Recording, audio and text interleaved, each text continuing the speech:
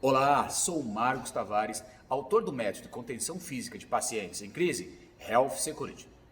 Antes de começar, quero pedir para você inscrever-se em nosso canal. Clica no sino aqui ao lado e acompanhe os diversos materiais que publicamos sobre contenção física de pacientes em crise. É um grande aprendizado para todos nós os comentários. Então deixe a sua opinião sobre esse assunto ou até mesmo a sua vivência. Obrigado! Vou falar sobre a intensidade da crise interfere na contenção física de pacientes em crise. Este é um assunto intrigante. Algumas pessoas não acreditam que uma crise possa ter variações. Porém, vamos ver alguns fatores que mudam completamente o comportamento de um paciente psiquiátrico, desencadeando assim atitudes diferentes no momento da crise. Cada caso é um caso. Cada indivíduo é único e cada paciente tem uma realidade muito diferente um do outro, além do seu histórico de saúde. A intensidade do surto do paciente psiquiátrico está relacionado com momentos muito simples: ambiente de convívio, como é a rotina da casa, quantos irmãos, provavelmente o pai ou a mãe fica em casa para cuidar deste paciente e o outro sai para trabalhar. Como volta esta pessoa após a sua jornada de trabalho?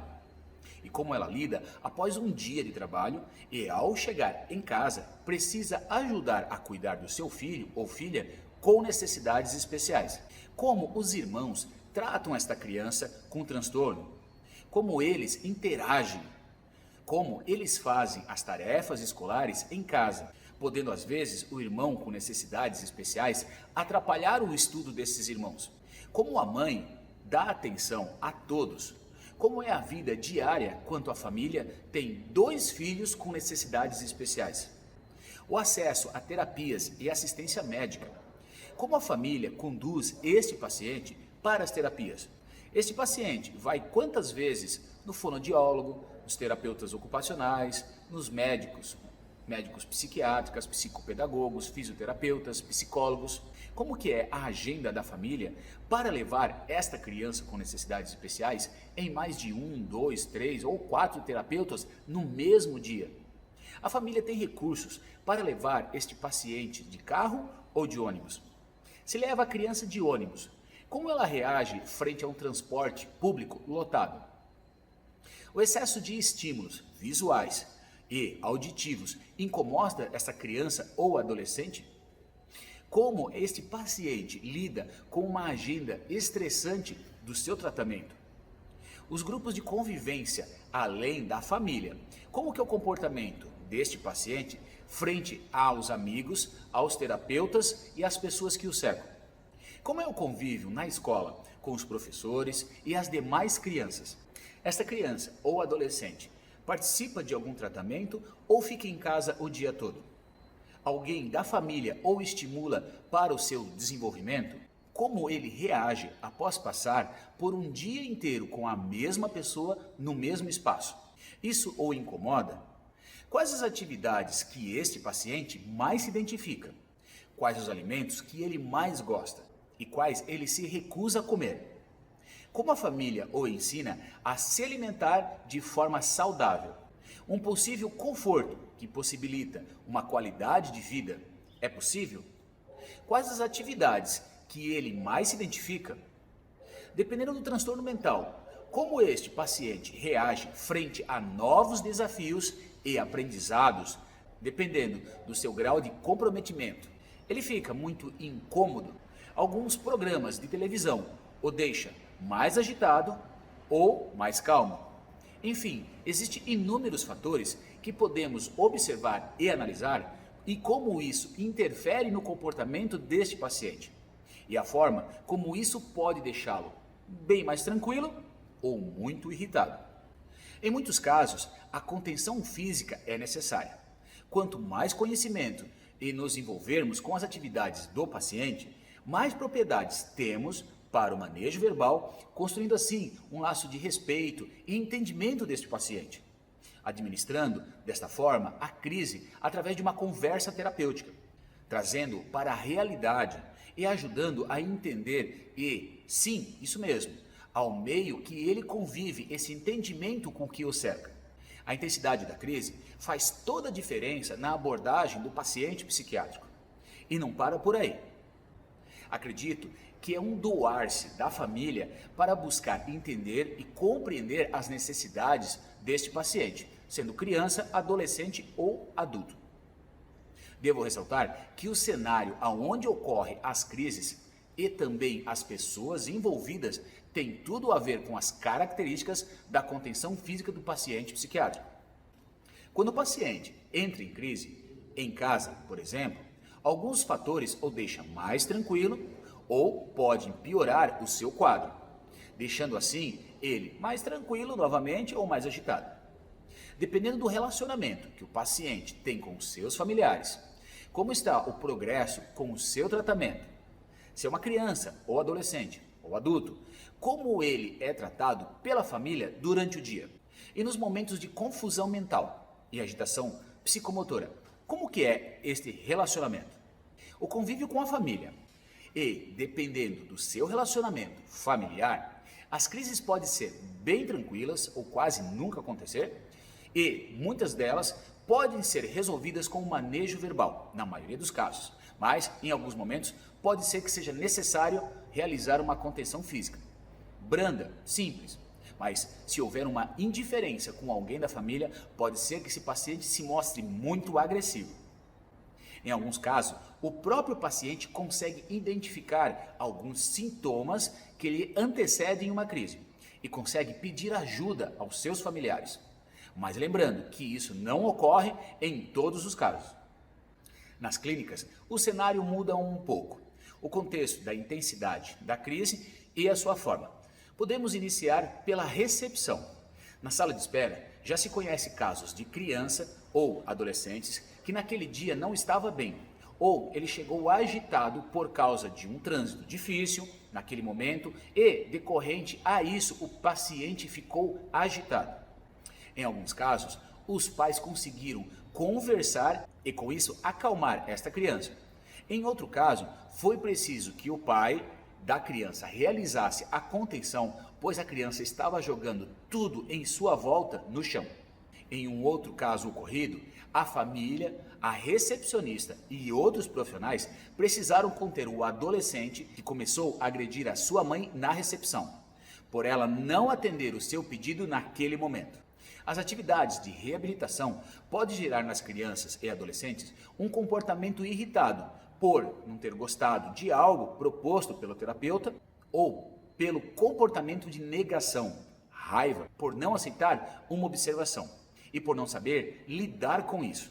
Nesses casos, o paciente entra em crise. Em outros casos, a criança ou adolescente torna-se agressivo, querendo morder, arranhar, puxar o cabelo.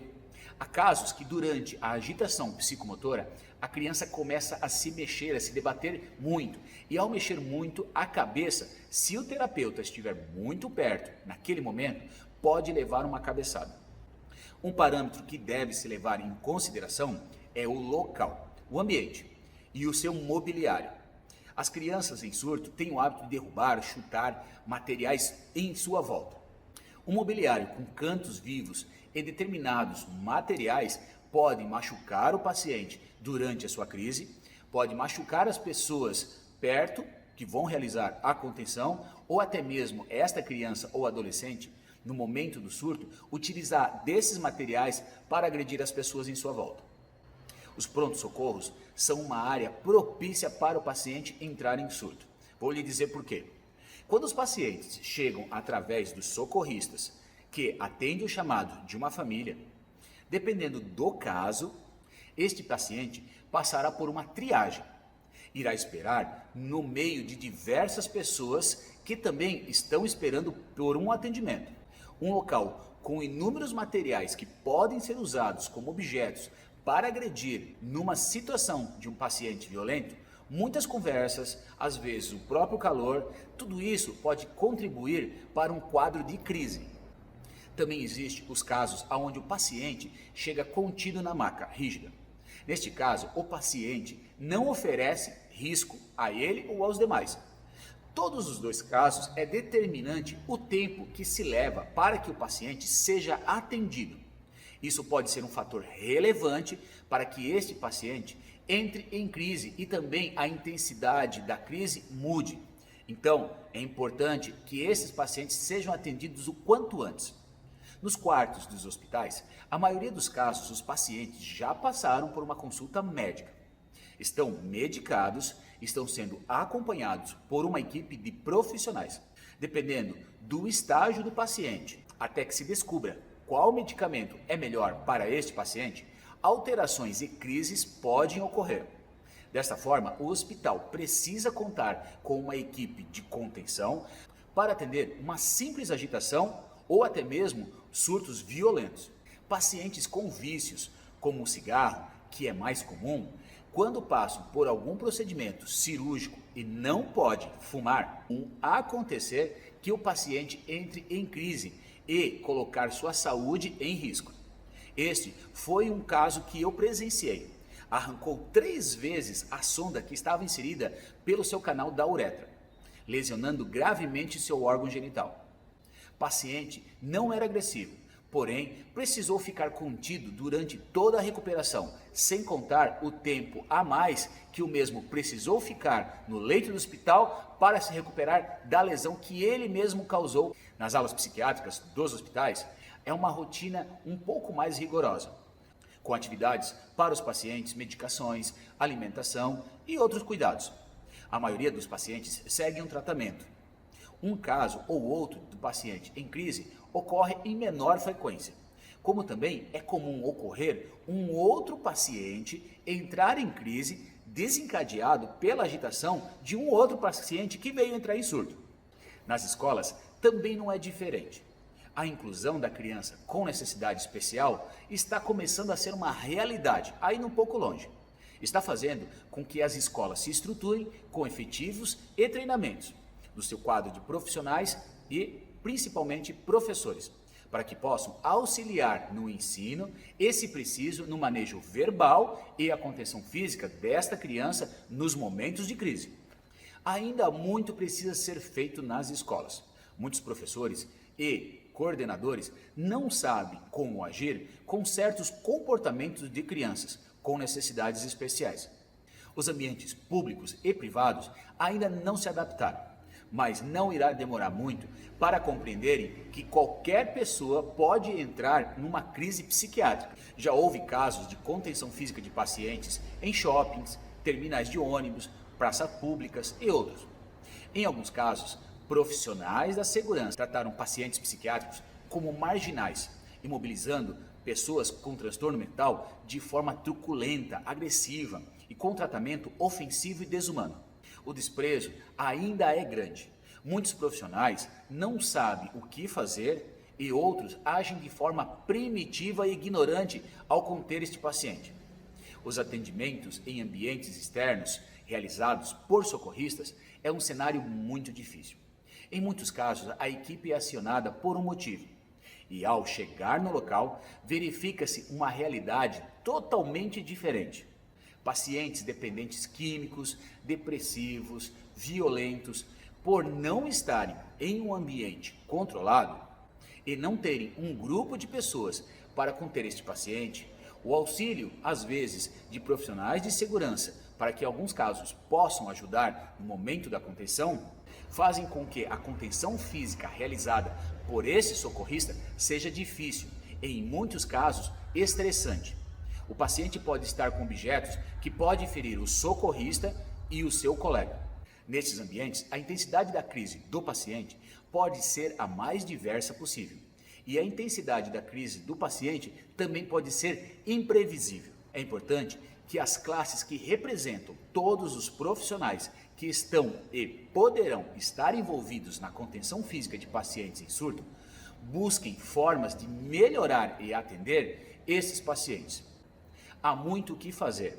Enquanto demoramos a falar sobre este assunto e tomar medidas efetivas, muitos pacientes psiquiátricos sofrem e irão sofrer. Quero agradecer por você ter ficado até o final assistindo este vídeo e refletido sobre o que eu falei aqui. Trabalhar, conversar, falar com as pessoas sobre esse tema para que a gente possa quebrar alguns paradigmas e juntos buscar ajudar essas pessoas que perderam a sua saúde mental. Então agradeço e um grande abraço. Até logo!